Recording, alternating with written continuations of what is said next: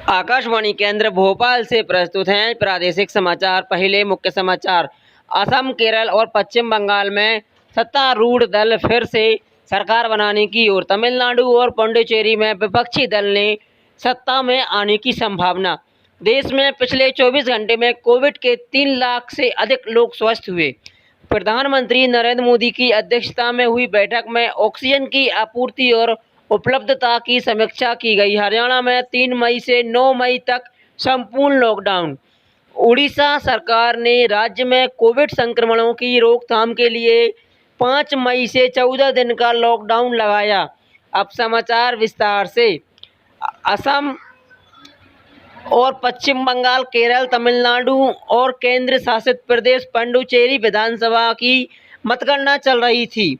इन राज्यों और केंद्र शासित प्रदेशों में 27 मार्च से 29 मार्च के बीच विधानसभा चुनाव करे गए थे। लोकसभा की 4 और विधानसभा की 12 सीटों के लिए उपचुनाव के मतों की गिनती भी आज हो रही थी। मतदान में रुझान और परिणाम निर्वाचन आयोग की वेबसाइट पर उपलब्ध रहेंगे और प्रत्येक निर्वाचन क्षेत्र में ताज़ा रुझान और परिणाम भी कुछ मिनटों के अंतर से रहेंगे। केंद्र शासित प्रदेशों में कोरोना के बढ़ते रोगियों के कारण देश में कुल मामलों की संख्या लगातार बढ़ रही है। देश में संक्रमण मुक्त होने वालों की दर में लगातार कमी हो रही है। एक दिन में 3 लाख से अधिक लोग संक्रमण मुक्त हो रहे हैं। स्वास्थ्य और परिवार कल्याण मंत्रालय ने बताया कि पिछले 24 घंटे के दौरान 3,07,000 के अधिक लोग ठीक हुए हैं।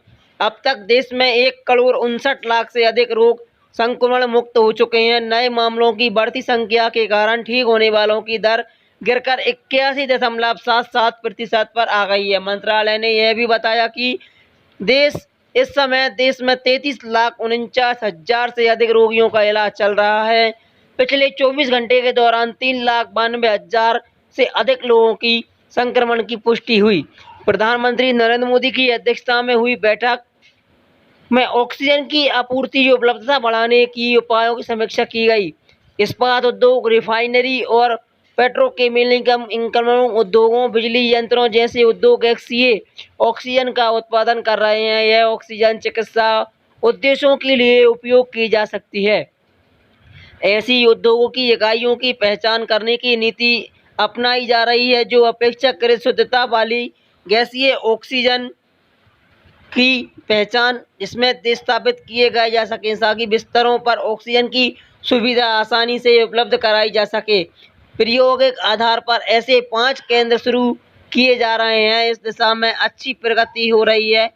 इस प्रक्रिया संयंत्र चला रहे हैं। सार्वजनिक क्षेत्र में उपकरणों या निजी उद्योगों और केंद्र तथा राज्य सरकार के समन्वय से संपन्न की जा रही है। आशा है कि अल्प समय में ही ऐसे संयंत्रों से निकट अस्थायी अस्पतालों में ऑक्सीजन सुविधा की युक्ति करीब 10,000 बिस्तर उपलब्ध कराए जा सकते हैं। राज्य सरकार को महामारी से निपटने के लिए ऑक्सीजन सुविधा युक्त बिस्तरों वाले ऐसे और अधिक कोविड देखभाल करने वाले स्थापित के लिए प्रयास किए जा रहे हैं। प्रधानमंत्री ने प्रेशर स्प्रिंग एस्पिरेशन पीएमए यंत्रों की स्थापना की गई।